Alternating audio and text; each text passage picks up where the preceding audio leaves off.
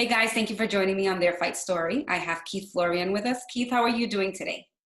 Good. Everything's going really well, thank So, you. how did you start in MMA? So I started after watching the UFC, the very first one. I can still remember me asking my parents, if we could order that pay-per-view, and speaking to my other brothers, and we were all thinking it was fake. It was like a WWE or WWF, whatever they used to call it back then, kind of thing where the slaps and the punches and the slams and everything were fake and not pre-recorded but pre-staged, staged, and we weren't expecting what happened, especially in that first fight. It was a Savate fighter versus the sumo fighter, and Gerard Gordeau, who was the Savate fighter, kicked the sumo fighter in the face, and his tooth went flying out. And this was the first fight that we saw, and we all just like turned around and like looked at each other and were just shocked. Like, we could not believe it. Like, these guys were seriously fighting in a cage, and they were filming it.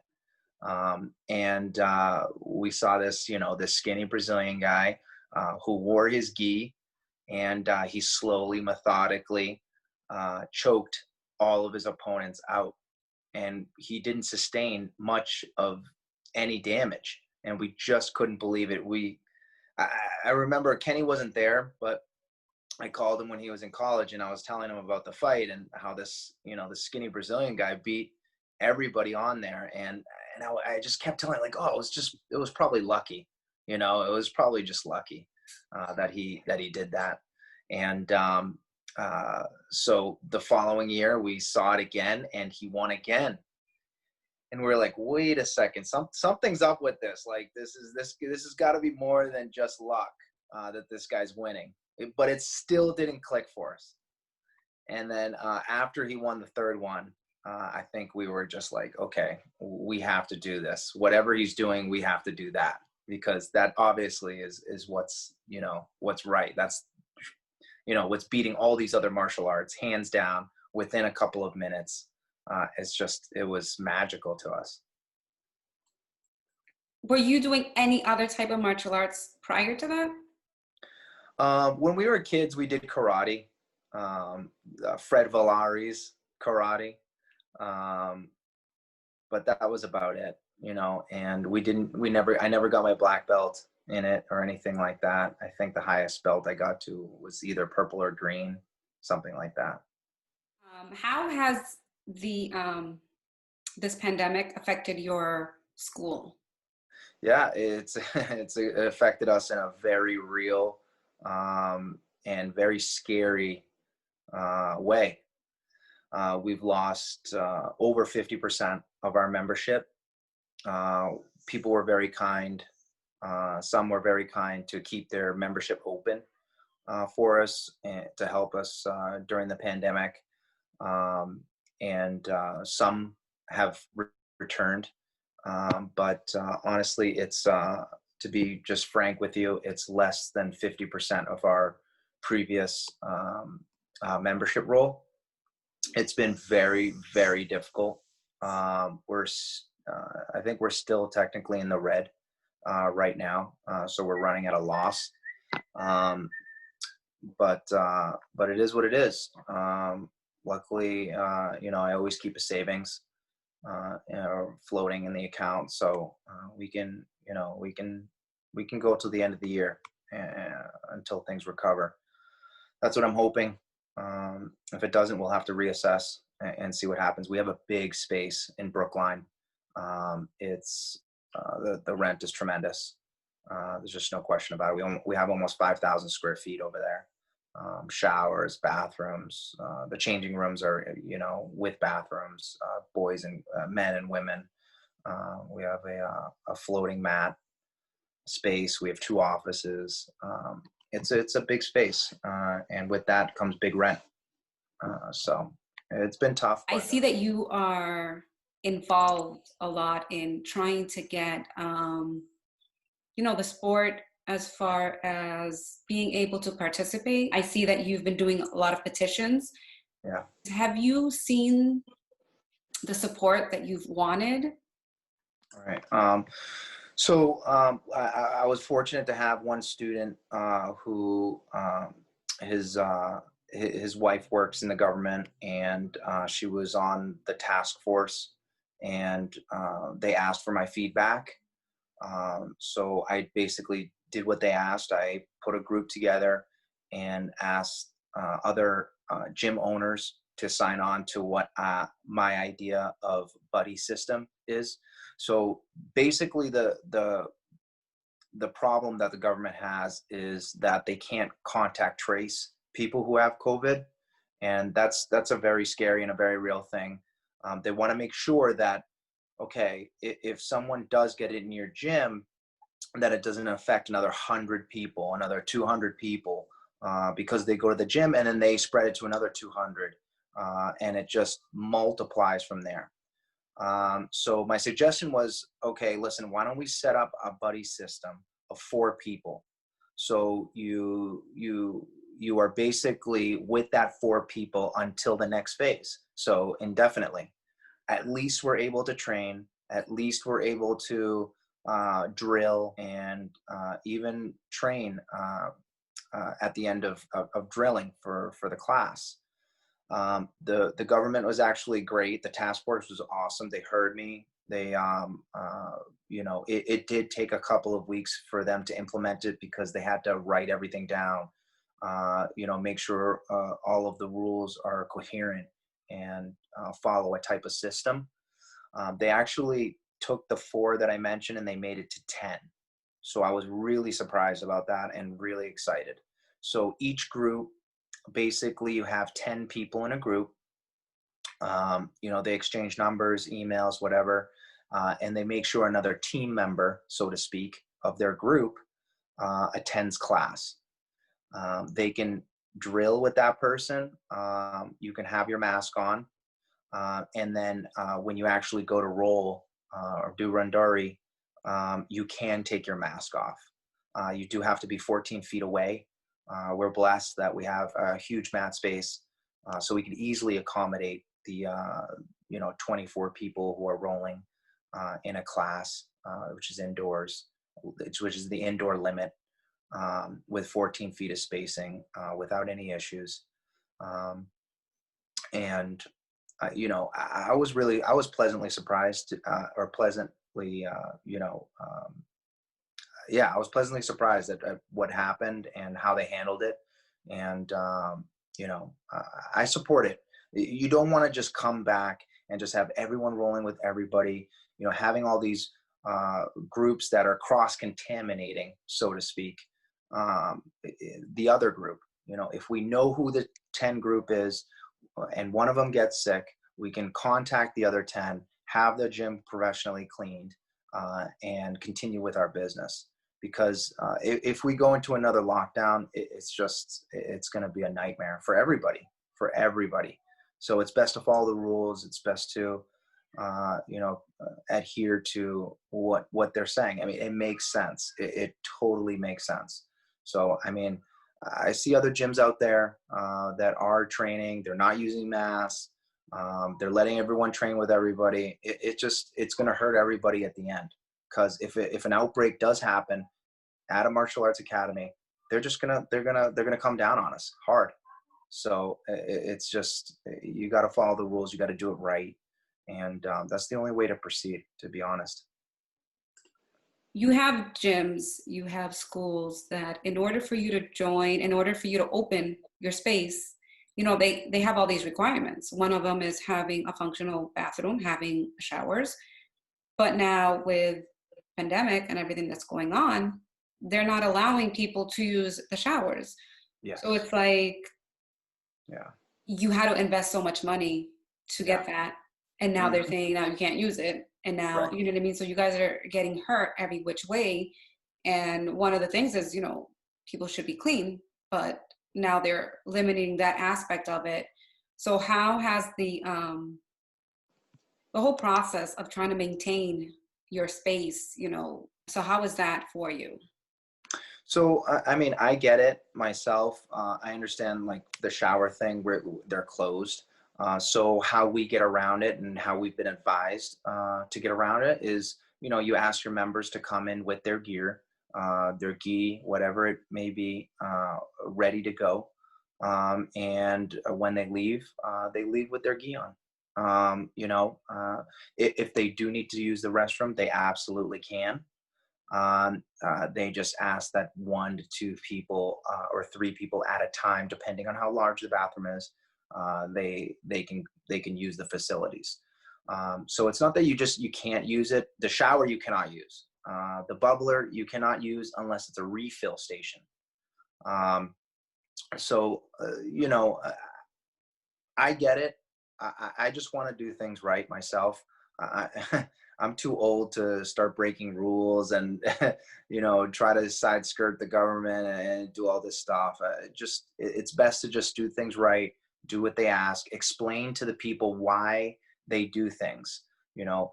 I'm not a scientist or a doctor who's done the studies with showers where that could spread COVID. I have no idea. I don't know if that's a possibility. They've done the studies. They said that probably it will spread, not to use them. That's fine with me. It's no big deal. It saves on my water bill, you know. So it's fine for us.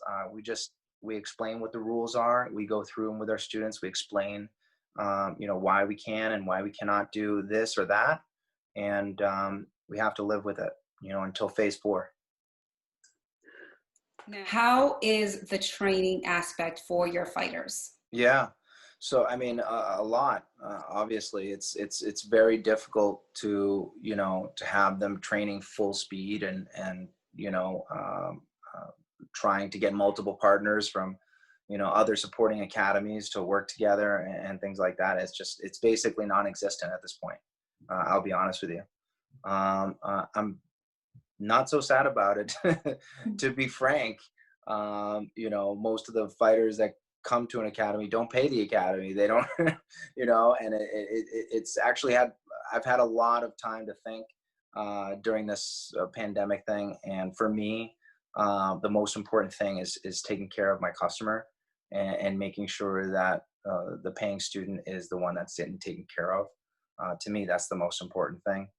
Um, and honestly, the fighting thing is taken a second, a back seat to what's going on, and it just seems like when things aren't going exactly as wanted, it's like rats fleeing a sinking ship. It's like, and the first ones to go, to me, it seems like are the fighters.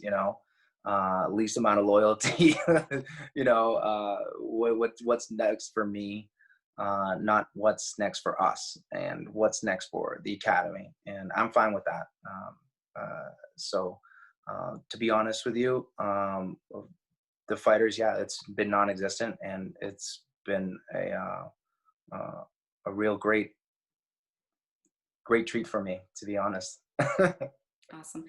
With the mind, body, and spirit, how has that affected your lifestyle, and how is that impacting other practitioners? Like, people don't really understand the whole concept of jiu-jitsu.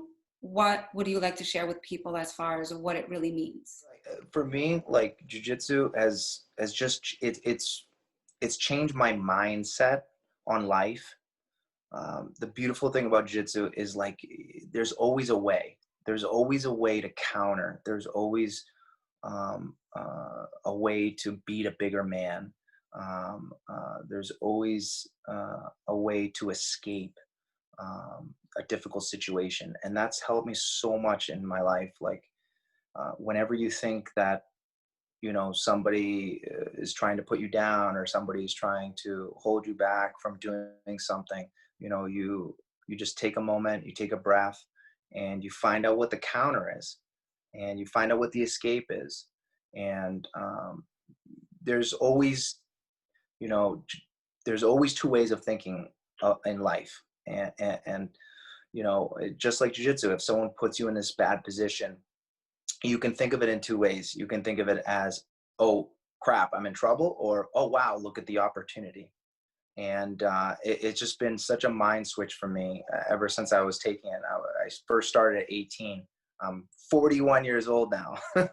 So I've been doing it for a long time, and it was just an amazing mind switch for me.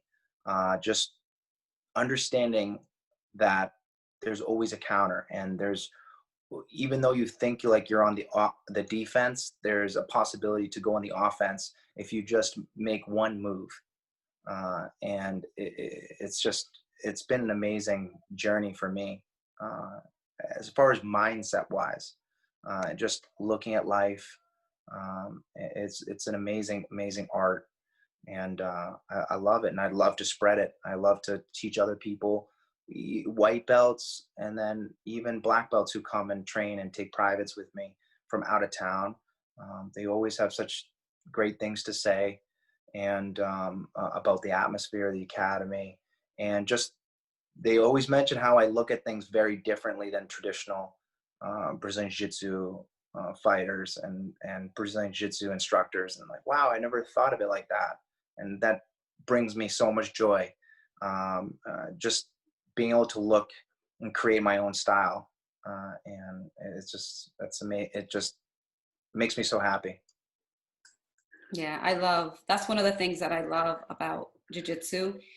It's it's kind of it flows with my, I guess, my mindset, because I'm always saying stay calm, stay focused, find your Right. why, and that's pretty much the same layout for jujitsu. You know, you have to stay calm, you have to Right. be focused, and you need to know exactly what you want to execute, what your why is, what your purpose of being in this position is. Um, Absolutely. so I do love the mindset, the whole meaning of jujitsu, and how it's something practical that you can use in your everyday life. What would you like to tell people, like for your final thoughts? Yeah, my academy is located in Brookline. We're at 17 Station Street, floor 4. We've got a ton of space. We've got an amazing family atmosphere at our academy. We are mainly a jiu-jitsu academy. We do have some striking and some MMA, but honestly, we're a jiu-jitsu academy. We really profess mind, body, spirit. We try to take an intellectual outlook on jiu-jitsu, how to train, how to be the most efficient, proficient, and technique will always reign superior over strength. And that's basically our philosophy over there. And if that's the kind of person that you are and you're respectful, we'd love to have you.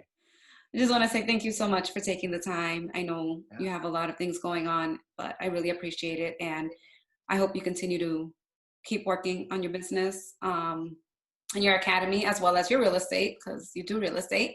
Yeah, So I if you do. want to, let people know where they can reach you if they want to look into Sure. property. The good thing, the competitive advantage that I have in real estate, I'm a broker, but I'm also a real estate appraiser, which is a whole license on its own. I actually started with that, appraising properties, and basically mortgage lenders, banks will call me and ask for my professional opinion on what a house is worth. So if you're looking for value and you're looking for somebody to help you in this crazy market that we have going on, I mean, there's just no better person that's somebody who has the brokerage as well as an appraiser's license. I see homes 2 times a day, Monday through Saturday. I'm so involved in the real estate, 9 to 5, and then I able to take a break and do jiu-jitsu in the night. So I'm really busy, but yeah, I don't know if I'd trade it for anything, is what I wanted to say. And how can they? What's the name of your real estate It's a brokerage? So like, Florian Real Estate Group, and it's just Florian RE Group at gmail.com is how you can contact me. Yeah, love to help you. awesome. Thank you so much for your time. I appreciate it, and No look problem. forward to seeing your both companies continue to grow. Thank you.